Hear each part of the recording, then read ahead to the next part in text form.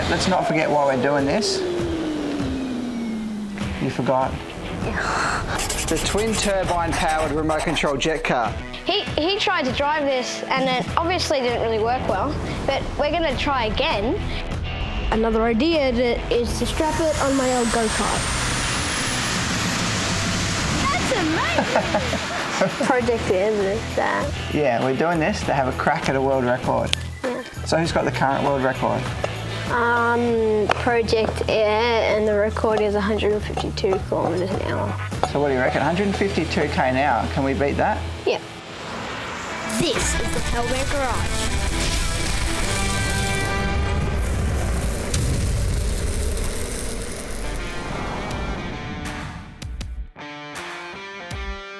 Isn't it amazing? I've worked on this silly little project for about 20 years, and Project Air's come along in the last 2 months just as we've started the thing again and snatched the world record.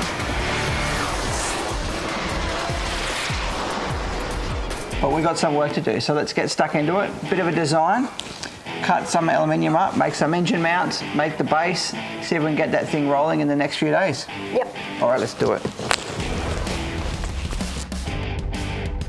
We've actually got a piece of plate here. We've got some masking tape on it, so we're going to draw the plan straight onto this plate, and then I'm going to take it to one of our workshops and I'm going to chuck it in the mill myself and just slot where we need to, drill the holes and lighten it. Well, as we know, we haven't got a mill in the Hellbeck Garage, so we've headed to our other workshop, K2. But this is the place where I actually made the first jet car, which we called Mojet. It's a big, big mess, but you used to sleep under this bench down there. I set up a bed when you were about 1 year old, and you used to sleep under there while I worked. Yeah. You remember that very well? Yeah, I did. Yeah. In fact, we did some secret squirrel business in here as well. When we first signed Nissan, we actually did the photo shoot. You can see on the wall over there, Nissan Car of the Future 2013. So Uncle Todd and myself did the photo in here. We actually built the very first Nissan engine in here before we announced that we were doing the program in the engine shop over the back as well. Predominantly this shed's been used for the ski race team, Mojo Ski Racing, you know it? Yeah. Yeah, and you can see the boats we've still got. So haven't raced these things in a few years, but we've still got them. These things were awesome. Unbelievable noise, and if you take a look in there, that is one of the V8 supercar engines out of one of our Nissans as well. Pretty cool thing, this. I didn't know that. This tows a single skier at about 100 mile an hour and 2 skiers just below that. Cool, huh? Yeah. Look at this, mate.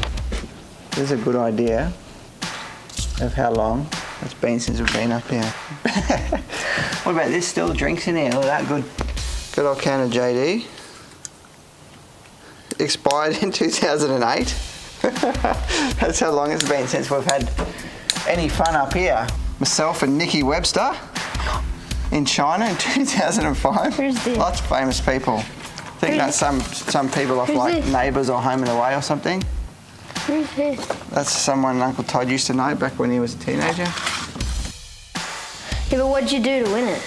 Well, Armor Pole Position Award. I don't remember getting pole in 2007, so I probably stole it from someone. It's $5,000 though.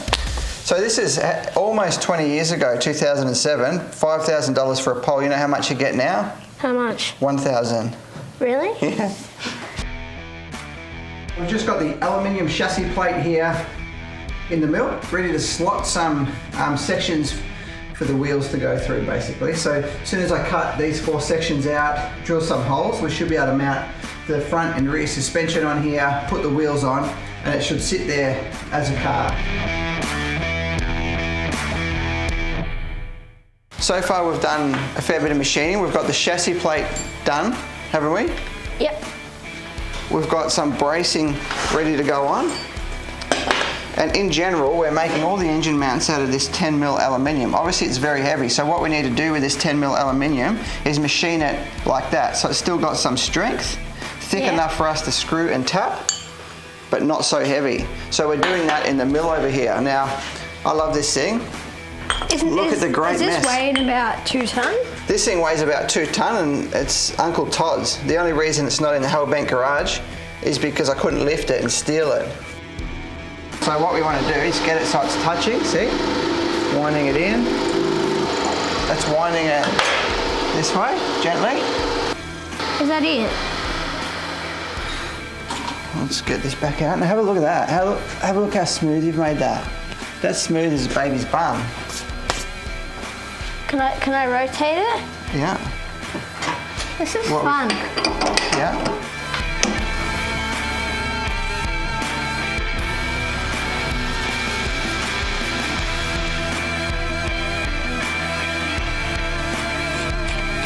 There we go.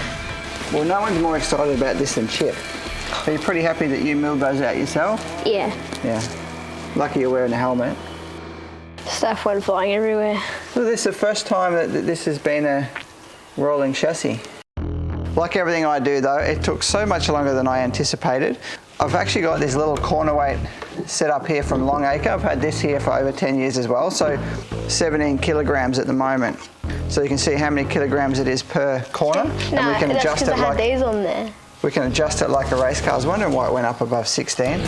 So that's still a little bit heavy for what we want to do. The base plate that we've made out of aluminium, we're yet to lighten that. So we have to go through with the mill once we have everything in position and cut out all the areas that we don't need to use as either a mounting point or as strength. Once we've done that, there'll be holes all the way through the floor, and then we're going to get like a 2 or 3 millimeter section of carbon fibre and screw that on from underneath. So it'll be a flat bottom. So we need to make sure that we have all of the weight in the correct position and the ride heights and everything set. If it hits a bump and it gets an angle of attack, it will kite backwards if we get this thing really humming down the runways.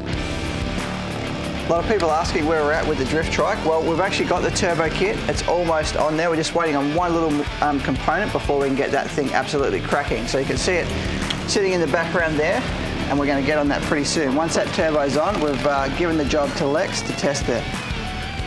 Didn't you know that? No. Plenty of work to do, mate. Years and years of work. You're going to be a teenager by the time we get this thing going.